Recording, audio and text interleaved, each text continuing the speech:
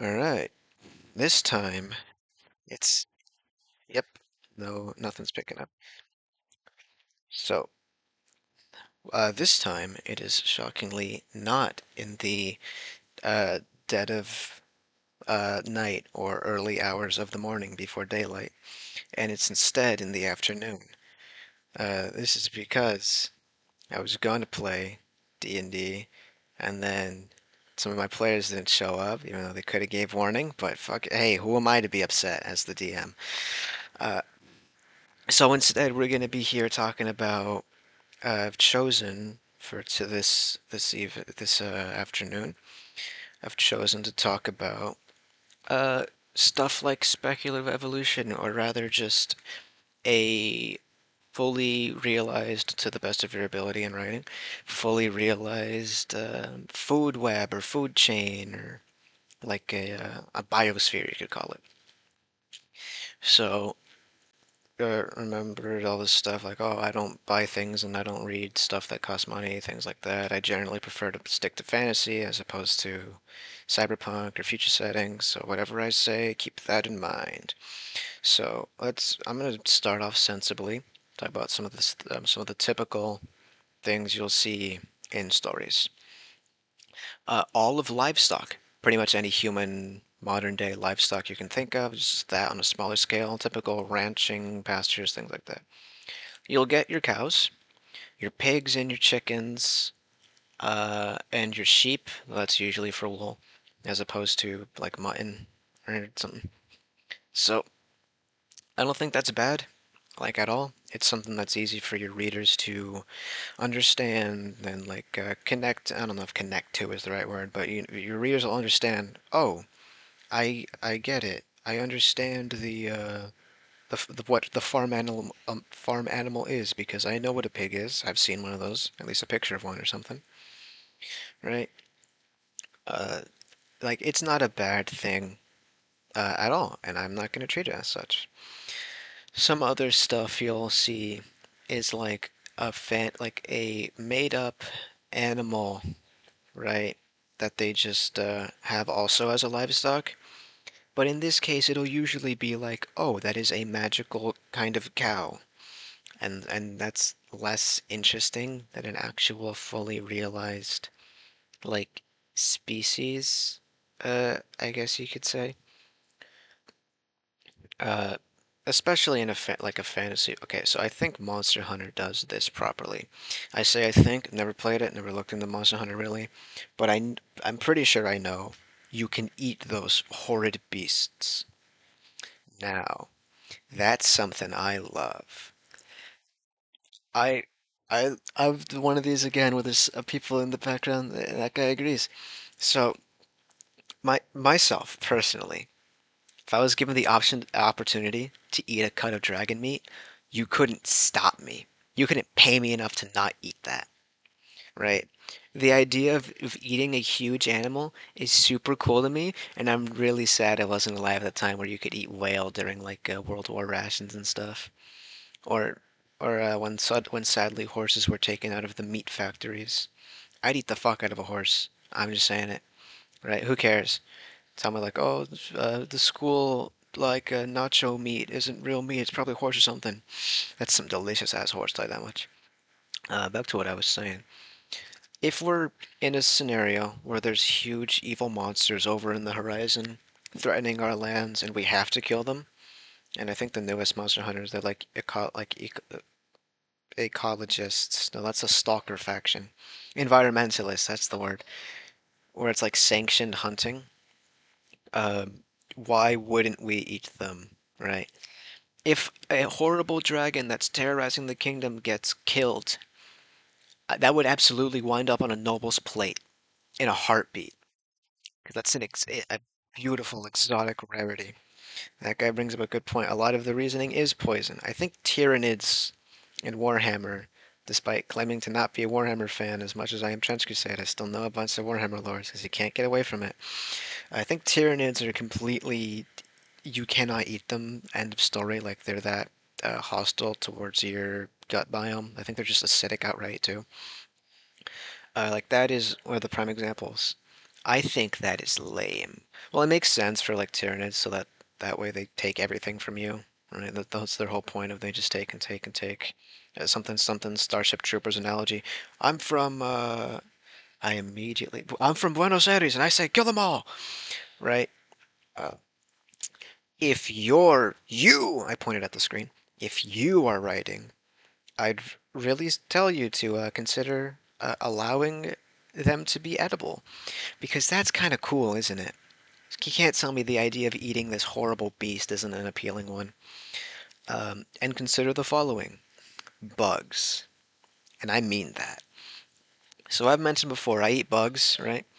Granted, I don't think bugs will ever be viable for commercial consumption. It'll probably be you farm bugs in order to have it be chicken feed or something of the sort. But in a fantasy setting where there are typically going to be giant bugs, right?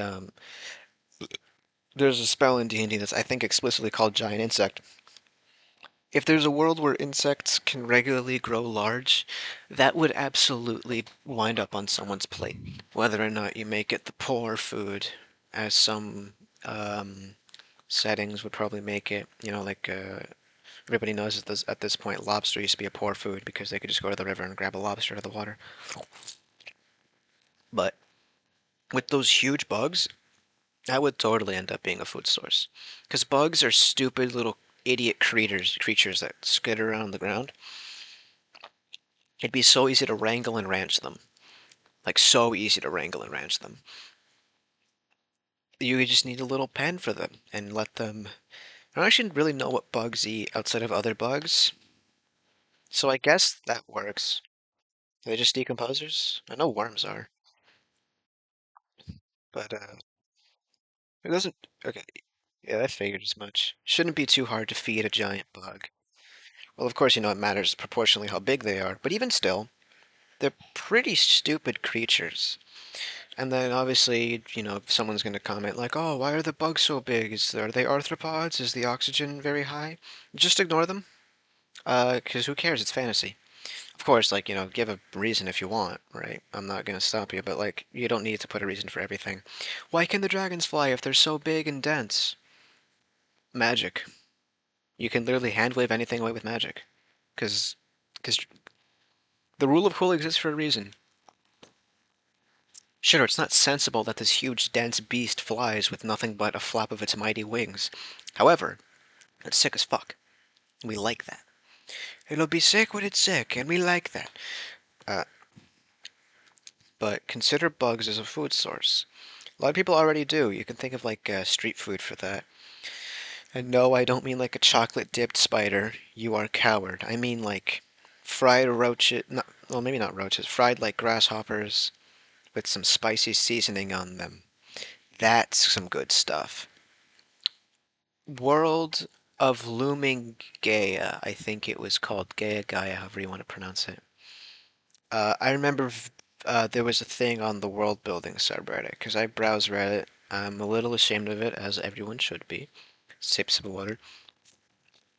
I usually do it for either the most incomprehensible memes I can find or for writing related things. Or D&D stuff sometimes, but the D&D stuff is so painfully unfunny. Oh my god, they need better material. But if I remember correctly, on the world building subreddit, I think it was called World of Looming Gaia. I'll just go and search and I'll confirm later. Where there was a person for their like a little writing project, they would world of they would talk about different cultures in their world and they would then like show something that they would eat. It would be drawn out. Yep, it looks like World of Looming Gaia. Like a staple meal, a few drinks. One of them would be alcoholic, I think, always. A few desserts, and like high class like eating in their world, like a breakfast, a heavy meal, stuff like that, including like what a slave caste would eat, because people don't often think about that. Like if this takes another sip, if a race, right, or like an empire is a slave mongering empire, they would still need to like even if they don't consider the slaves people, right? And they have like a low population on paper, but they have a few slaves for every noble. You still need to feed them, and so the amount they would need to produce is way higher. The things you would need to give them are a lot more like straining. You need to like consider stuff like that. And then you would say, oh, like, well, obviously they're not going to get like fried steak because they're slaves. Okay, what would they get? Would they just get like buckwheat and water? And then you can have a whole thing about that. Like, oh, why do they feed them such poor quality foods if they're working in the fields? Oh, well, the point is so they can't like lead a slave rioting against you. Yep, World of Looming Gaia on you just like find that account on Reddit and like look through it. A bunch of different stuff. This one like people who live in a swamp, people who live in I think this one's a desert. Oh my God, that looks heart-stopping. The art is actually very well made, and then not only do they have the art, you can go in the comments and they'll explain the overview of the place, and then go into each dish, what it's made with, and why. Very unique. I used that a few times as a base for some of the stuff I'm doing in the background. Not necessarily my D&D world, because I don't really focus on the food too much, but I will in this video, because food is such an important thing for any aspect of life. But I thought it was very interesting, and it made me consider, oh, what would people have access to for eating in my worlds? And hopefully it does it for your worlds as well, because I presume you write, and if you write, you better make that shit diverse, because I love reading about unique cultures, even if they're fictional. Like, fuck yeah, gator steak. I'd tear apart gator steak. I have actually had gator tail. I think it was jerkied. It was very nice. Uh, and no, it doesn't taste like chicken. Gator does not taste like chicken. Or at least the jerky didn't. At least not to me. Speaking of jerky, jerky will be one of the like big things you'll see in fantasy. They'll talk about their rations. The first ration on their mind will immediately be the jerky of two different types. Everybody knows meat jerky. It's the first thing you think of when you think of it. However, there is also fruit jerky, which is not something people consider all too often. Sure, you'll get dried fruit, but like strips of dried mango, you can even buy this right now, like mango jerky. It is really good. I've had that myself. It's really good. But the whole point I was trying to make here that I immediately got off of because I thought about delicious mango jerky is the point of in fantasy, because again I focus on fantasy as when I read. Travel times between kingdoms or even within inter-kingdom from like province to province would likely be a few days. As such, keeping food is a priority. That's why uh, population booms didn't really happen too much until fridges were made and refrigeration was like a consistent thing, right? So you got to think what keeps food, and the first thing, of course, is lack of moisture to ensure that nothing starts rotting, and salt. And also smoke. Smoking, it's really easy to smoke fish, I know, as well as some other meats, but I think fish is the easiest because fish loves to dry itself out. Or you can thin it out, like this guy's saying. Or controlled spoilage. Controlled spoilage is another thing that you don't see all too often. Like, well, you do kind of. Like cheese is controlled spoilage, right? They introduce a certain kind of bacteria in order to ferment it the way they want it to go so that it's easy to transport around. That's why there was a bunch of cheese back in the olden days, on top of the reason why they had a lot of milk, right? Because they had raw milk instead, which is not good for you. Uh, but at the time, oh my God, raw milk, it just keeps coming back. People really fucking fall for the raw milk craze. But like historically speaking, at the time, it was common for farmers to like drink milk as a breakfast because they had like milk giving cows, and because it was technically nutrient dense enough to serve as a breakfast. They would have milk soup, which was basically an early form of rice porridge, right? Rice pudding, rice porridge, arroz con leche, whatever you want to call it. I call it arroz con leche because I'm actually, cultured, because I'm Mexican.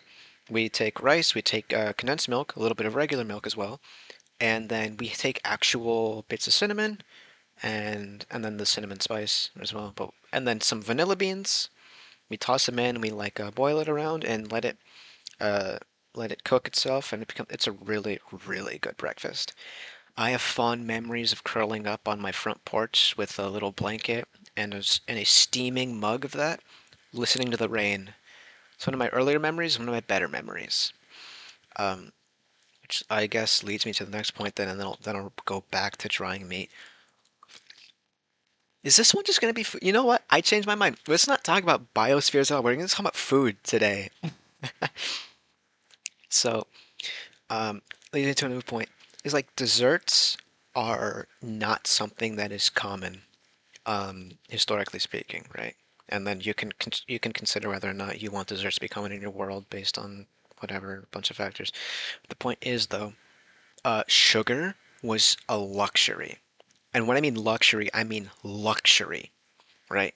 So cinnamon, the spice, people would not have that. That would be a noble thing, and that would be a noble party thing. So the thing I just mentioned, that warm, filling mug of arroz con leche, would be something that peasants would not have. Again, milk soup and cheese soup are not arroz con leche, not at all. Because they would take milk and they would take bread and they would mash it up together, and that's what they would eat. That's an actual meal they would have, which sounds disgusting to me because I don't like milk. Uh, I fuck with cheese, I fuck with yogurt. Milk, not for me, despite loving arroz con leche. But that's because my grandma makes delicious, scrumptious food. Immediately lost the plot, but a dessert should be seen as like a once every year celebration. They break it out during the Christmas feast, that sort of thing. And it would be like a fruit cake because fruits would be like the closest thing to their desserts. But not implying that fruits are in any way like bad. I love fruits. Genuinely, I love mango. People who know me can attest to this. I eat the apple cores, right? I demolish oranges, but I don't like orange juice for some reason. I don't even know why. But like, oh, now that we're on fruit, let's go back to the turkey topic.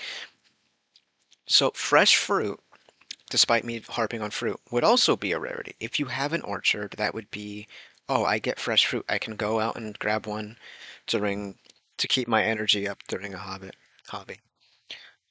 But they would usually just sell that instead, right? If someone had an orchard, you could reasonably expect to find some fruit down in the local market, but it would that's where most of the food would end up. It would end up on a local market, i.e., half a day's trip to town because you're a farmer, as opposed to a market of a city, because cities are strapped for space, so they can't really afford to have the land for those sorts of intensive growing foods out there. They're not really going to have berries or fruits. They're just going to be surrounded by grain fields instead. So what most people end up eating is bread and corn and I guess buckwheat because I don't think you can make bread with buckwheat. Bread, corn, rice, and other cereals are what they'll end up having for the most part. And I like bread corn. Well, I don't like corn. It's too sweet for me. I'm gonna keep mentioning what foods I like and why. Corn is weirdly sweet. If I want a vegetable, I don't want sweet. That being said, I fucking love broccoli. Holy shit. Uh, but you won't also really find any vegetables that aren't like root vegetables. Like you're not gonna find leafy greens. That would be still more of a rural thing because they would grow some leafy greens and sell it on the local market. Uh, Back to what I was saying about like the cereals and what thing people will mostly have. It sounds boring and limiting, right?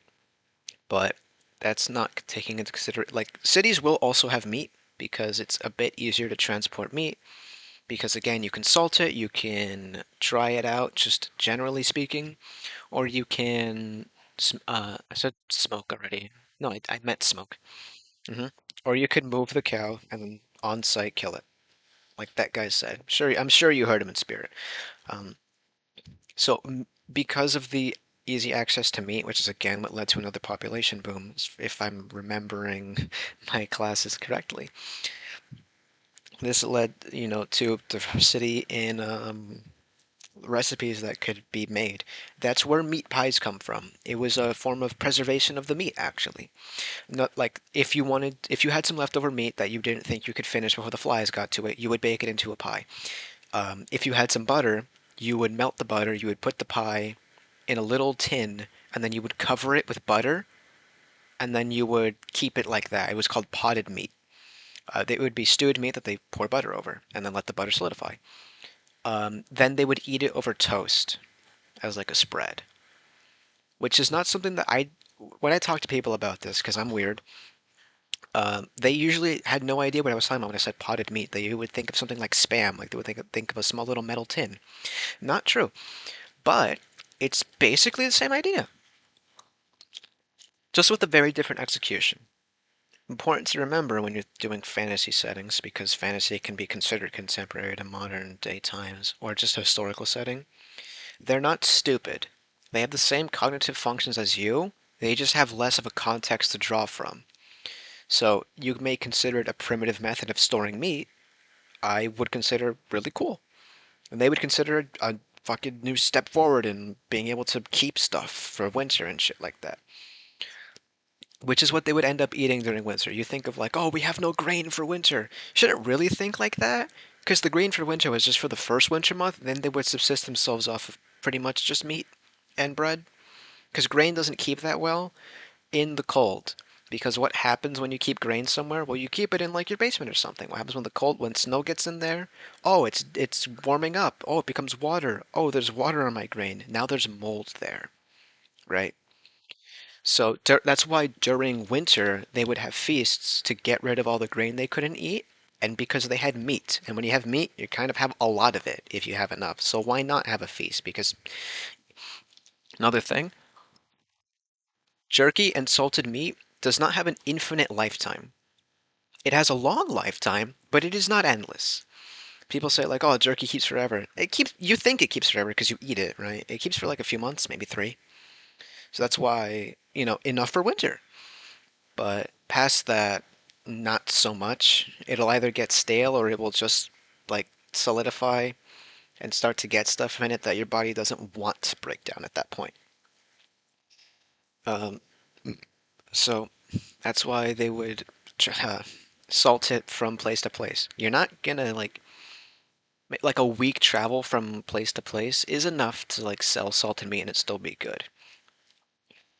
And then back to other aspects around the food. When you think of salted meat as an industry, you think of the salt and you think of the meat. What you don't consider when you think of that, you think of like, the butcher and the salt miners. Yes, they're part of it, but they're not only it. You see, you need something to transport the salt. That's where coopers come in. They would make barrels so they could transport the salt and the salted meat in barrels. So by having salted meat as an industry, you're also funding coopers. And because coopers also make barrels for ships, you're also funding shipwrights. So you're also funding people who are in the cordage industry so they can make ship rigging.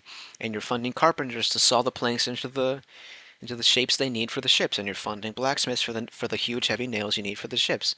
And because you're also transporting things from place to place, you're supporting the seafaring business of transport, and as well as the carriage business of transport from land travel, alongside the animal raisers and the butchers, who are sometimes, but not always, different people. So you see how just jerky can make dozens of different jobs, right? So you might think, oh, their export is salted meat. They're poor. No, their export is salted meat. They're kind of like rolling in it. Not super much, right? Because they don't really have a big say on the market prices because that's someone else's job. If it's in a city, it's a guild. If it's in a town, it's one guy's job, the noble, who doesn't much like the peasants having money. And it's not just, oh, I'm making the price low so you don't get money from it, or I'm making the price high so nobody buys from you. It's sometimes that, but it's usually you're paying me an exorbitant tax for giving you the right to pursue your business, which would then lead to revolts later on when they couldn't meet their quotas during winter. A lot of revolts would happen in winter, I think, if I'm remembering correctly, or summer, because that's when your crops are usually like, oh shit, I don't got much. It's his fault. I pointed in the distance. You couldn't see. Let me finish off this bottle of water. Despite how erratic this is, I don't do this stuff drunk. I'm sober. Um, What was I saying? I was talking about like nobility and how it's all like their fault for like the varying prices of things, and if you would want to take that in consideration because that's interesting for a story of either trying to quell or start or just being caught up in a rebellion or riot or what have you, can make for a fun little set piece in a story, if not just the whole story. Same to be said for guilds. It's a typical fantasy thing. When I say this, I really am just talking about D&D.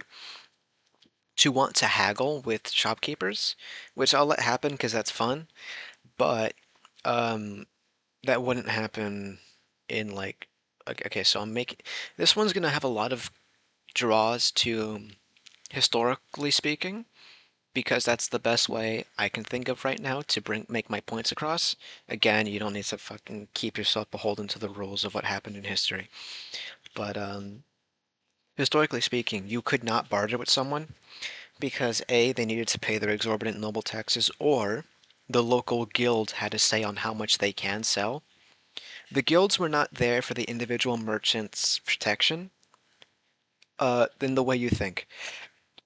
They were there for the individual merchant's protection from other merchants.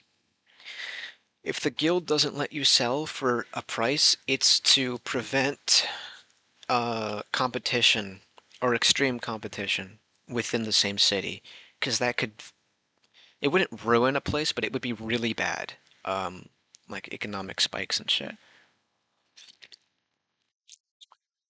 They, yeah, like that guy said, monopoly busting. It was the very first form of trust busting. By being a trust, weirdly enough. My throat still is sore. Uh, so, like when you have your, uh, Rockefeller did that, yeah. Well, they both did that. So, let me take a sip. I point this out because I read fantasy and I see that a lot. Is like, they talk to the Merchants Guild and they're like, they're always doing what we can to to assist our local businesses, and we're trying to petition with the nobles, but those bastards, they just won't listen. No, nobles sometimes were like, dude, what the fuck, relax. We're like, relax for a second, you're freaking us out. When that happens, they're pretty fucking ruthless. Like to the point that okay, so if you don't know how guards work, go to Desks and Dorks and watch the video on guards because that is a person who has actual an actual degree in history, specifically medieval history, I believe he specifies. He mentioned how guards work and how they're not really what you think of. They're basically a PMC. Uh, so a lot of the time you'll have these guild leaders hire out the guards because they're not very liked by the populace because they're pretty ruthless in how they police shit. And that also means because they bought out the guards, they really just had full end stop say on everything. You could not argue with them because do you want to talk to the guy in half plate with a halberd? I wouldn't. I would just sell for whatever they told me to. Because it's not like you're going to be itching for money.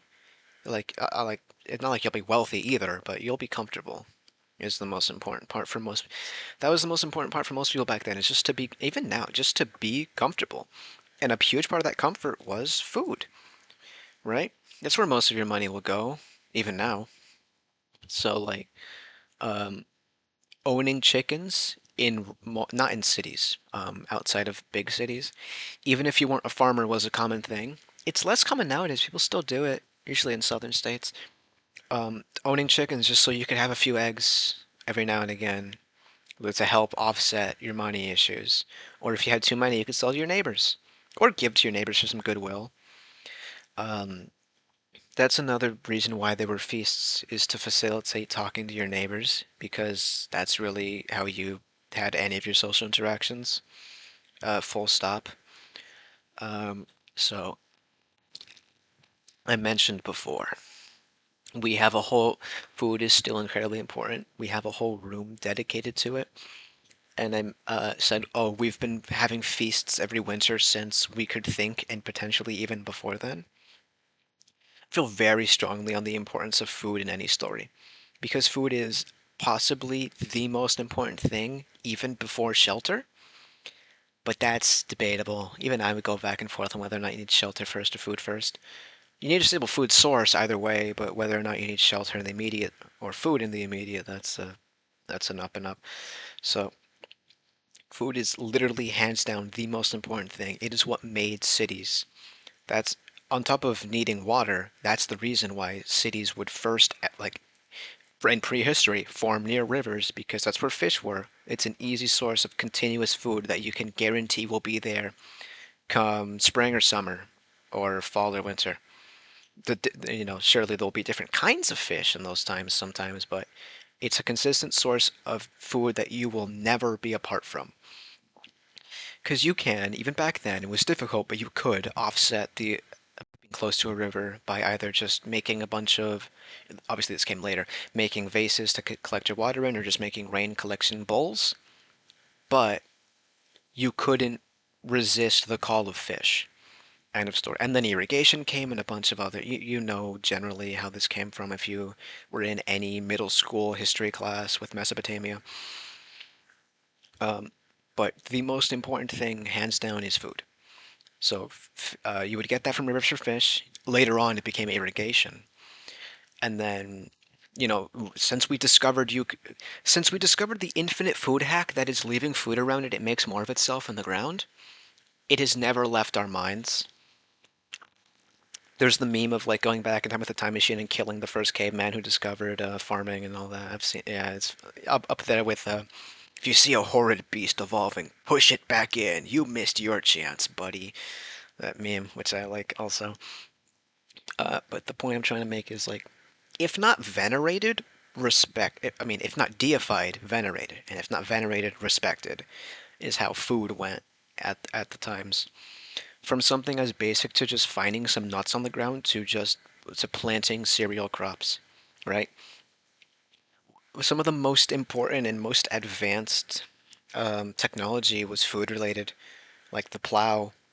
Like you may not seem super advanced now, but like the idea of like creating these channels with as little effort as possible and as close space as possible to maximize food production is actually pretty complex, right? If like the few animals that, because there are a few animals that understand that you can put some seeds and years later get like a stalk of barley later, right? I think crows are learning that like a little bit. Well, now they're learning to buy food from people.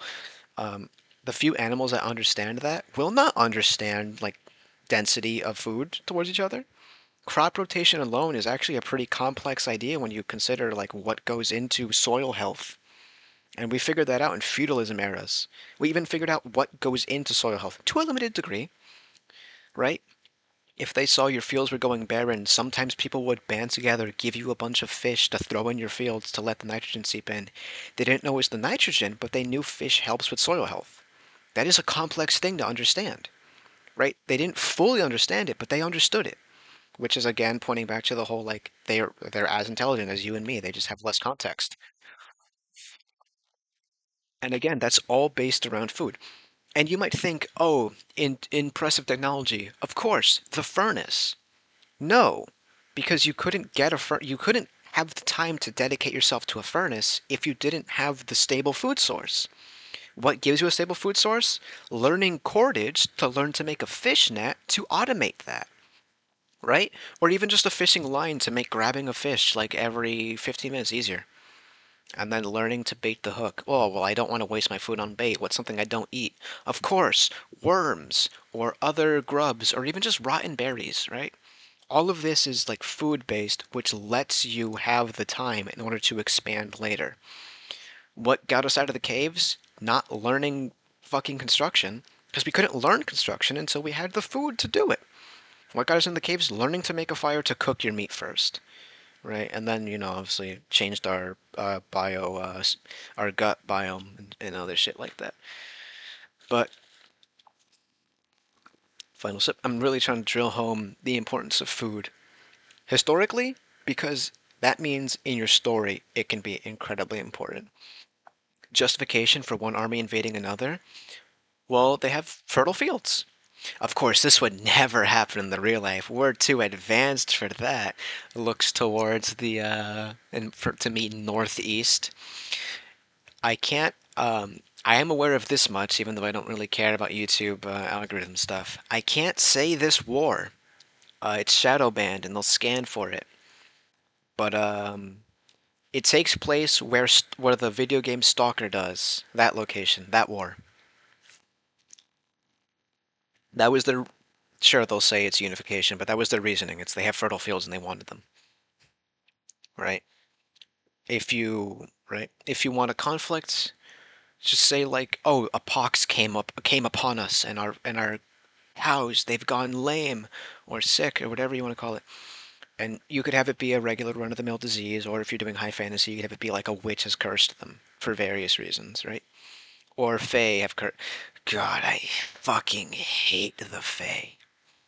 But that's a whole separate thing. Kill them all if I could. I'm from Buenos Aires and I say kill them all. I'm from the Forgotten Realms and I say kill them all. Total Fae death. I support this action.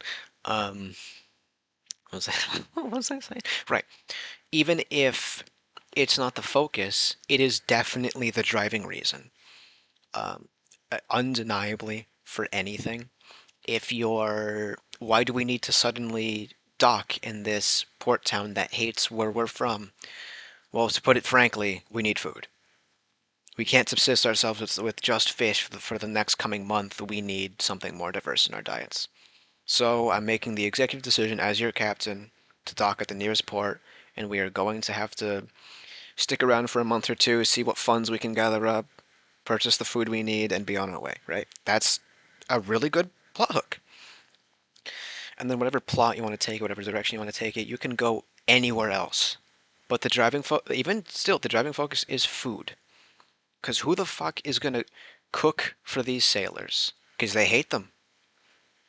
Because that's what would happen in a lot of port towns before caravanserai kind of made the idea of the hospitality business huge, which was after merchant ships, I do believe. Like merchant ships were first, and then caravanserai came after, unless I'm getting my history horribly wrong. Um, Before the hospitality business, you would have to rely on like either purchasing the food yourself as a bunch of stupid idiot sailors who probably don't know cooking, and your cook just knows how to make bulk food. Rely on like cottage businesses, right? You'd have to rely on someone's housewife to take it upon herself to make you a meal. Well, technically, it'd be a whole like neighborhood because you're a whole ship, but you'd have to rely on someone else to be like, okay, I'll make you a meal, or like paying for it, which is another thing. In the cities, it's street food. In these like stories, in the cities, it's street food. In the more rural areas, it's someone's wife who you paid to make you a meal, or you paid to have a meal she was already making. Like sometimes they would allow. It's this way in Mexico where I am. Like you could like every home has sometimes they like put like prices on the outside of their windows and you can knock and then ask for something. Um, if you're walking by and you smell something in a story, right? You can have your character knock on a window, ask, uh, ma'am, may I have whatever something of your cooking I can pay and stuff like that. And then that's how you can get some easy like town gossip because holy shit. Okay, whatever. I'll get misogynistic because holy shit, they loved to gossip, housewives. Um, so this gets off of topic a little bit. In terms of politics, because politics, you can never separate politics from anything you do, even if you want to be separate from them. Politics will always rear their way up into stories in one way or another. Maybe not contemporary politics, but in story politics, absolutely. Um, And even still, they are contemporary politics because these ideas do not vanish, no matter how far back you go. So, say, say it's still kind of what we think of when we think of medieval era, like landowning men could vote. If it's something like even still before then, it was high class landowning men could vote, and then it became later on any landowning man could vote. Then you know how it got. Um, women were were not allowed to participate, but that does not mean they were absent in politics, because they would have to bring their wives around to make appearances, these noble men or landowning men or whatever. But they weren't allowed in their discussions because that's a woman, so they would usually be off in their own, like, sounds bad, but this is actually true. In like a knitting circle, they would still discuss with each other basically the same things. They could just have no say in it. Um, so things like a book club, as stereotypical as it is, a knitting circle, or like coming over to someone's house every now and again for like baking and like cooking a meal over the guise of, oh, it's a feast because we wanted a feast, is how they would spread around political ideas with each other and things like that, or cultural ideas.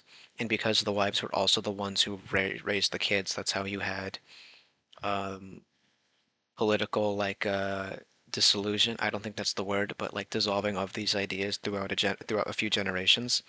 It wasn't like the man teaching his sons, This is what this is and why." It was the wife, like, talking with her children while she tucks them into bed of the local goings on.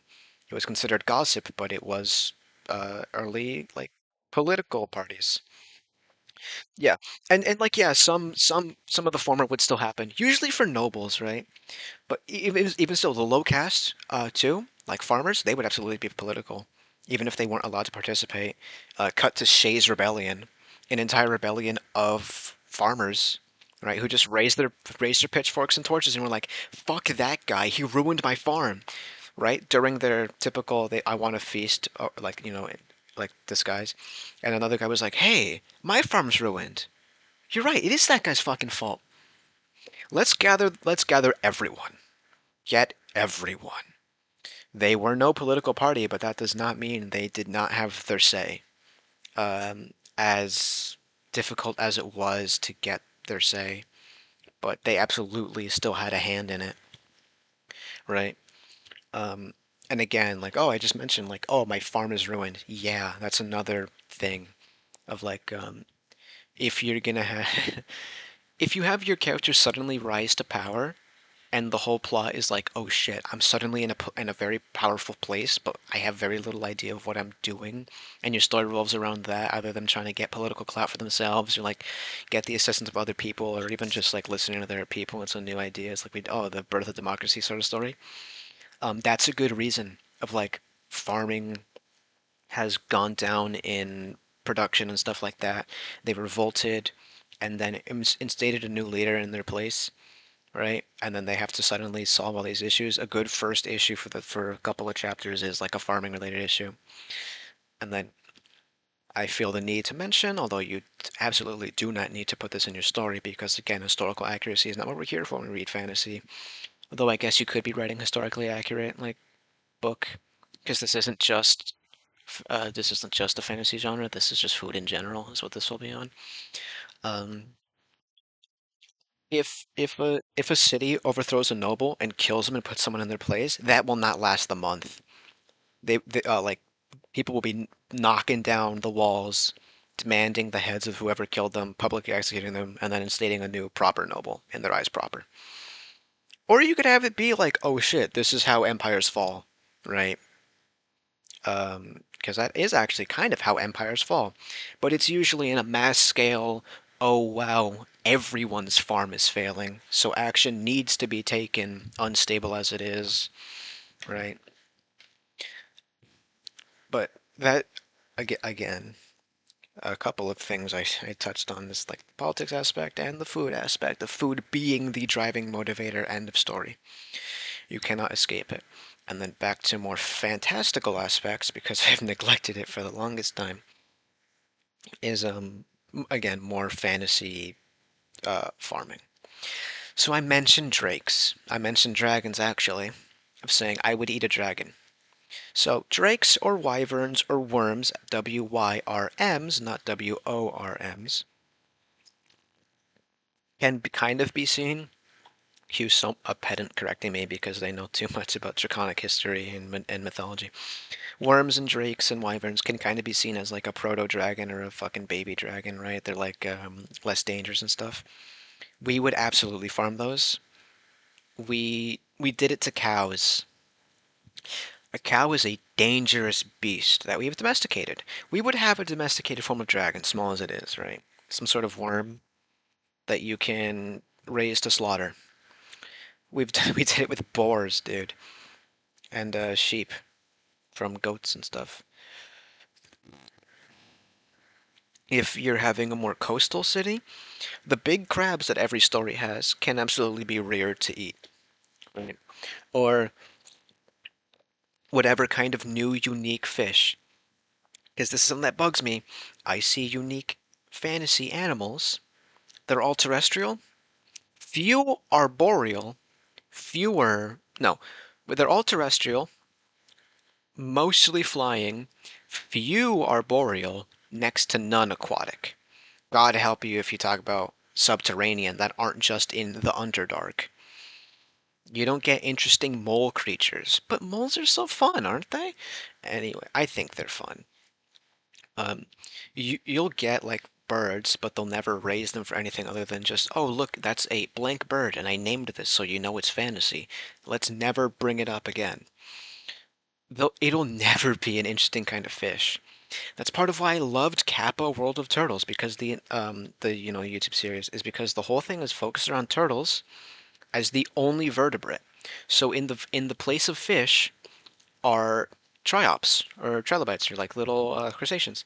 In the place of birds are a mass amount of butterflies. And then part of that too is I forgot the word. There's a word. Also watch Kappa World of Turtles. It's very interesting. The art's amazing. The guy has a great voice. There's because like butterflies metamorphosize, we all know that. There was a kind of butterfly that moved away from that, and their entire life cycle is just the caterpillar, and then they die this time, and they're the main sort of like terrestrial herbivore of just giant oversized caterpillars. Well, not like giant giant, right? They're just big caterpillars about the size of like I think he said they were the size of a dog, or maybe I'm wrong, very wrong. But that's an interesting thing to point out is like when we think of creatures, we can think of them as multi-staged animals. Like a butterfly, they can go through a metamorphosis, and that could be an interesting thing. Every time someone says metamorphosis, including myself, or if I read metamorphosis, or even just think about it, I get more and more excited for Trench Crusade's Church of the Metamorphosis, because it looks like such a great faction from the art. Oh, it's all disgusting. I love it. I can't wait for the lore and the rule set. Might be a Heretic Legion I actually want to play. Closest I got right now is Cult of the Black Grail, and it's fun, but it's just your typical disease faction. I think it's a disease horde faction. It's your typical fucking Nurgle faction everything has. But Church of the Metamorphosis is so interesting. You could say Zines, but holy, it is not Zines, bro. It is so good. Oh wow, that art's disgusting. If you want something not super gross, because all of Church of the Metamorphosis is, um, let me just double check this is the name. Trans Crusade Seraphim of Change, I think it's called. Um,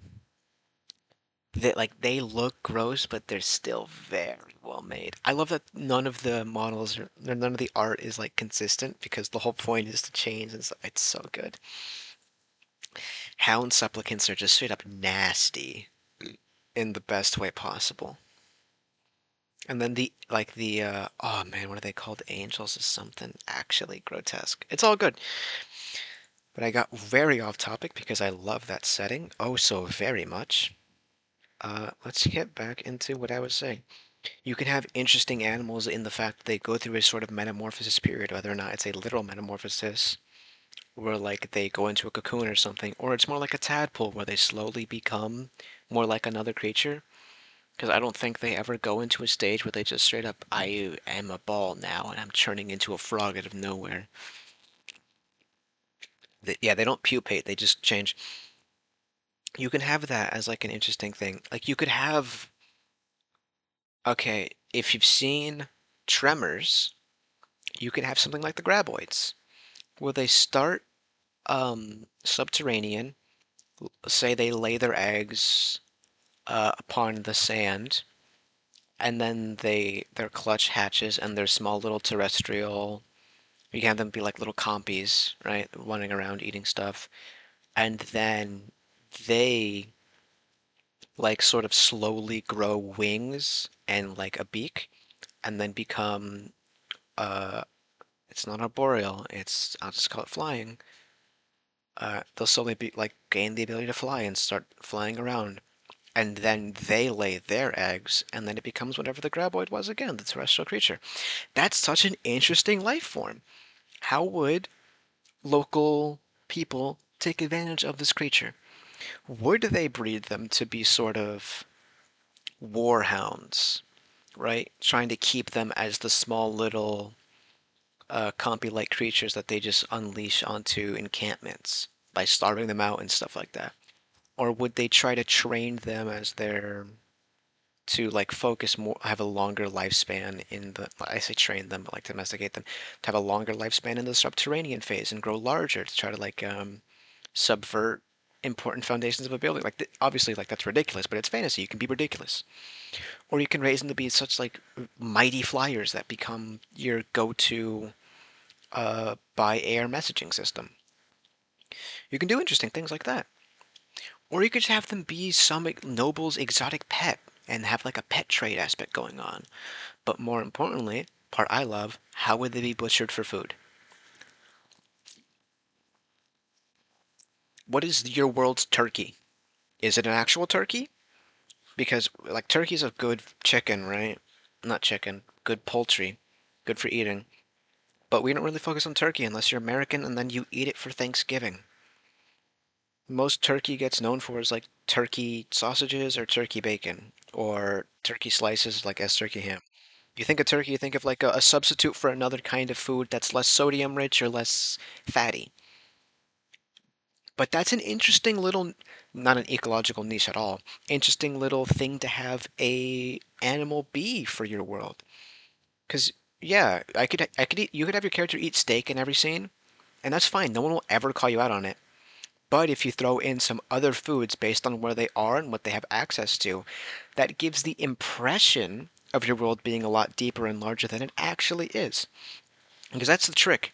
Your world doesn't need to be incredibly intricate and complex. It just needs to look like it is, right? That's what I'm doing for one of my background like stories that I'm just writing. As he walks through different parts of the desert, he'll find different things that he eats in different ways, right? It could be a root that he just puts over the fire and takes a bite out of, or it could be a gourd he steeps in water for 3 days to get rid of the toxins and then eat because it's very protein dense or something along those lines. I guess if it was a protein, he could also cook it over the fire because heat kills protein-based poisons. It denatures protein-based poisons and venoms. So that's another thing. How do we eat the venomous things or the poisonous things? Because boy, do we eat those. Think of pufferfish. There's this old, I say old, I just say that because I don't know what its name is, and I know native tribes used to eat this kind of. It was a seed of a fruit, and the seed was poisonous, but they would steep it over running water for several, or warm running water, for I think a month, and then they would eat it, and it would like make it safe to eat in that way. Or you could freeze it in order to like have the venom or poison denature that way. Or you could coat it in another creature's like slime or something to have it counteract the poison. It becomes a very tangy sauce. These are all like ideas you can just take and have be fun, because that's an interesting thing. It's like the weird cultural things around eating. Does your world have sauce at all? And I don't mean sauce like flavor, like world building flavor. I mean sauce literally. Do people in your world eat things with sauce? Not everyone does.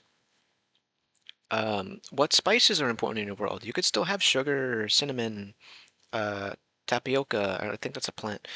Uh, uh, Tajin, the little spice that you get in the little shakers, the little Mexican spice.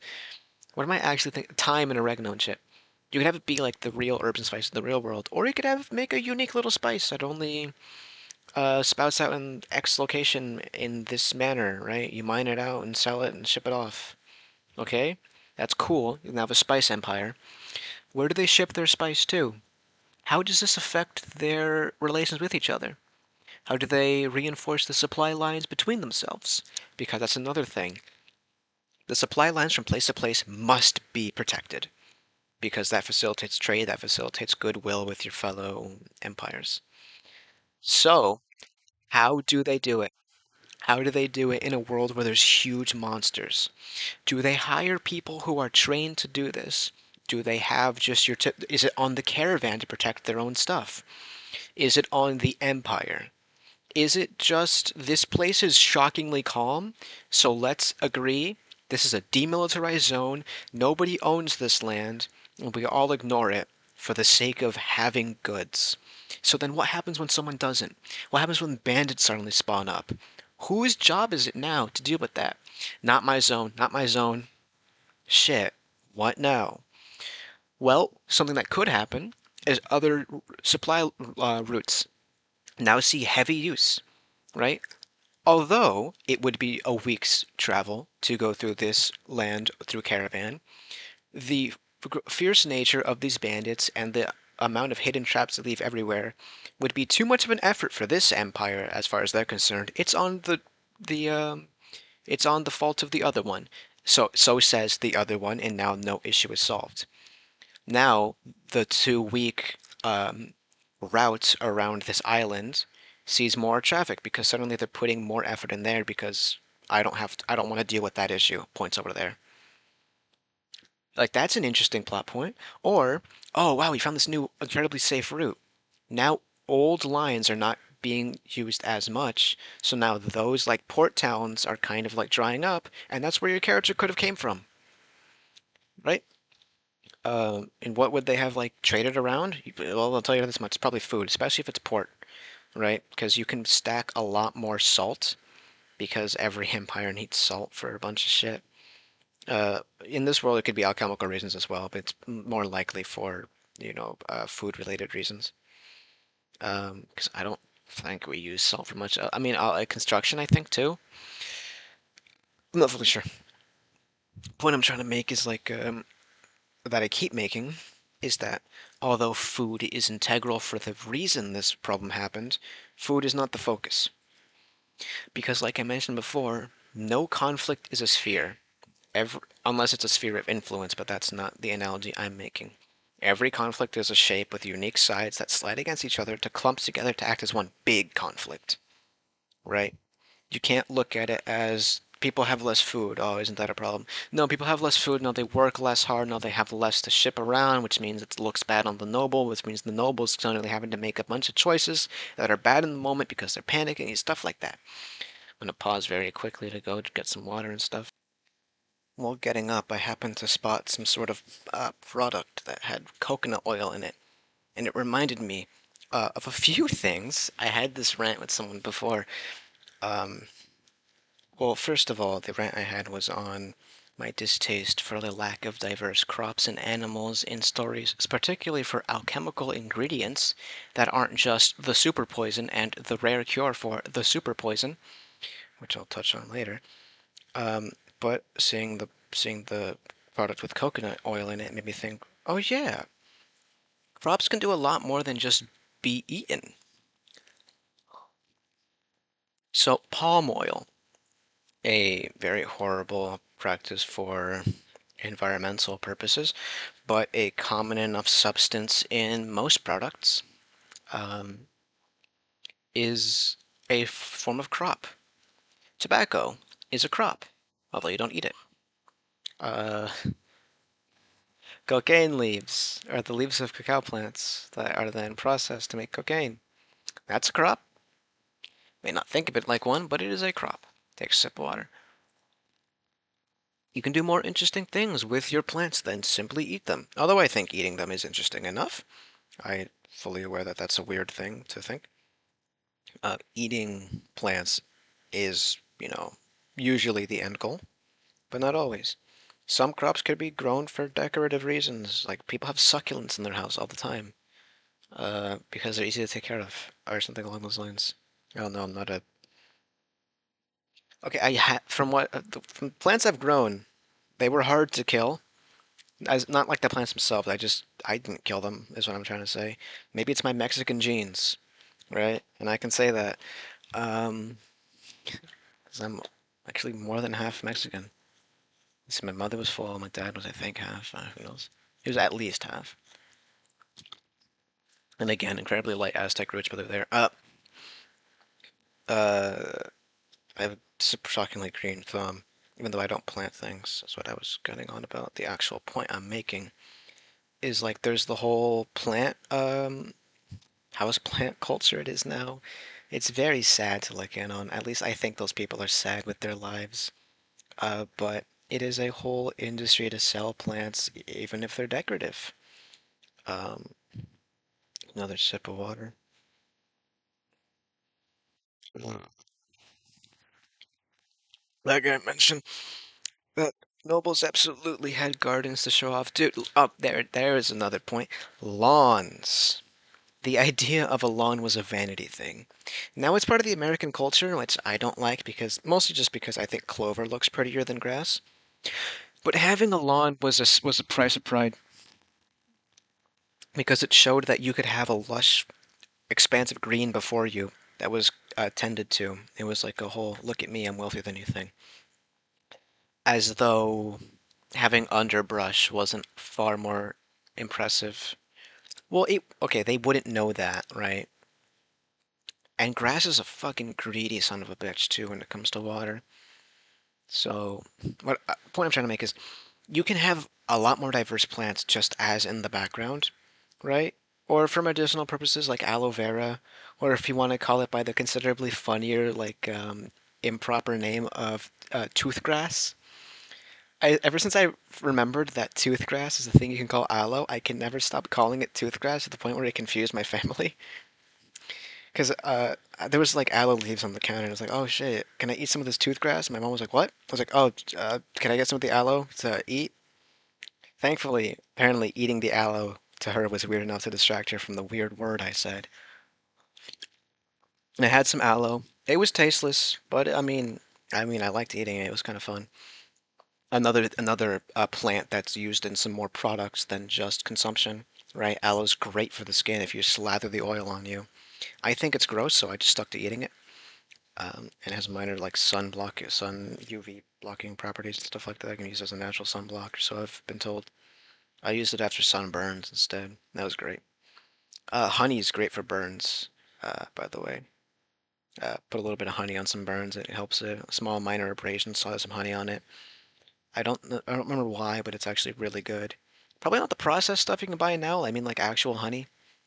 So I wouldn't try it. I would just get some rubbing alcohol instead. But if it works for honey and it works for aloe, there are other there are other products like not products, there are other plants that you can use as a baseline for something like that. Another interesting thing instead of just eating them, although you can also have them be eaten.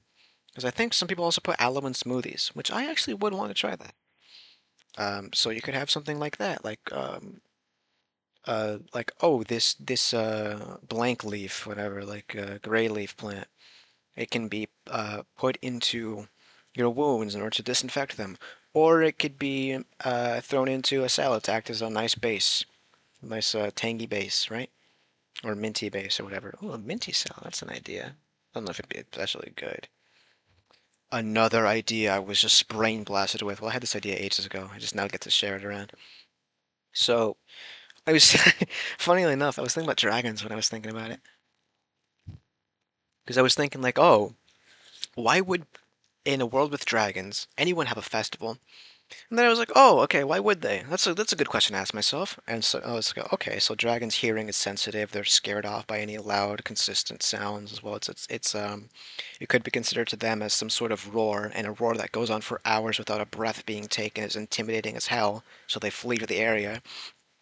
So in a world with dragons, it would be very culturally the norm to have plenty of festivals going on with loud music, and a musician would kind of be a coveted job to position. Um, and it kind of reminded me of like, oh, that's funny. It's kind of like how plants uh, develop mintiness or capsaicin to ward off predators. And I was like, oh, that's another interesting idea. In a world with like a bunch of like, it's flooded with tiny herbivores like rabbits or some other equivalent, right? You could have peppers and mints be grown interspliced with your main crops in order to ward them off from eating them, because they would a little bit crossbreed, but as well as they would eat some of the crop and then go and bite a mint or a pepper and hate it and run away. And so I was thinking like, oh, that could also be why, in your world, spices are culturally the norm to an extent. And it's also because I don't like monocrops.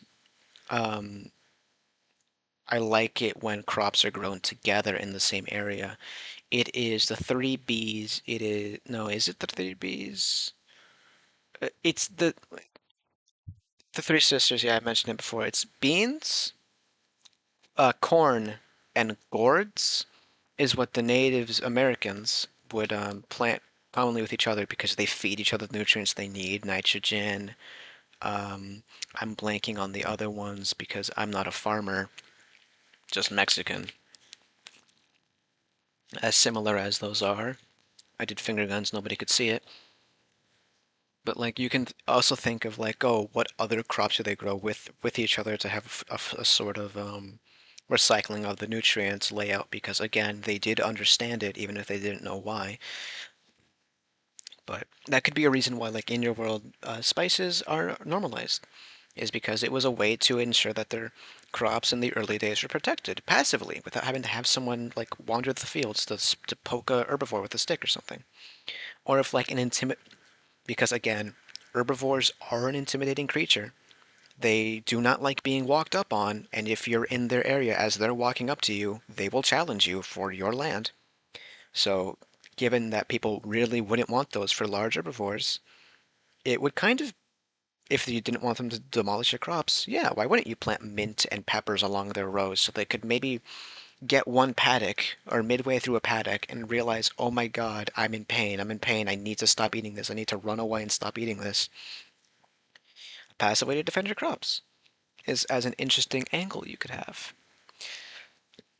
So back to the alchemical thing, because this is still crops and still food in a sense, or plants, or whatever I'll end up titling this. So it is absolutely a huge annoyance of mine when alchemical ingredients are nothing more than poisons, the rare super poison, and the cure for the rare super poison, or just for healing potions. Uh, I have an admittedly underbaked potion making system in my world that I'll just staple to every D&D world I end up making because I think it's interesting to have.